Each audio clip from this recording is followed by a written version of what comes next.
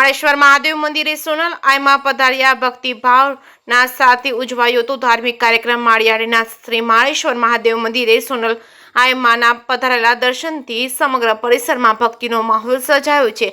આ પ્રસંગે કથાકાર આનંદભાઈ પેરાણી દ્વારા શ્રદ્ધાળુઓને ભાગવત કથાનું રસપાન કરવામાં આવી રહ્યું છે। મહિલાઓએ ભવ્ય સ્વાગત કરી સોનલ આયમાને બહેનો દ્વારા હારતોરા પહેરાવી સ્વાગત પણ કરવામાં આવ્યું છે। અંતે સોનલ આયમા તથા બહેનો દ્વારા ભાગવત ગીતાની આરતી ઉતારી ભક્તિભાવથી કાર્યક્રમ સમાપન કરવામાં આવ્યો હતો। હાલમાં પડી રહેલા વરસાદના કારણે સાપ્તાહિક ધાર્મિક પ્રવૃત્તિઓમાં થોડો ખલેલ પડ્યો હતો, છતાં ભક્તોની ઉમટી ભીડે પૂરો સહકાર આપી શ્રદ્ધા સાથે તમામ કાર્યક્રમ સફળ બનાવ્યા હતા। જે કેસિંગ ગુજરાતી સાથે પ્રતાપ સિસોદિયા, માળિયાહાટીના। અમિતસિંહભાઈ સિસોદિયા, ક્ષત્રિય સમાજના આગેવાન છું। આજરોજ માળિયાહાટીના વિસ્તારમાં આજુબાજુના ગામડાઓમાં પણ જોરદાર વરસાદ પડવાને કારણે માળિયાના ખેડૂતોને મોટું નુકસાન થયેલ છે।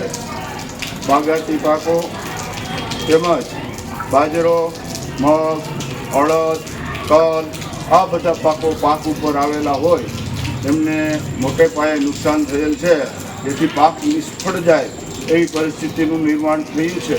તો મારી પણ સરકારશ્રીને વિનંતી છે કે આમાં કંઈ મદદરૂપ અને સહાયરૂપ થાય એવી સૌને મારી લાગણી અને વિનંતી।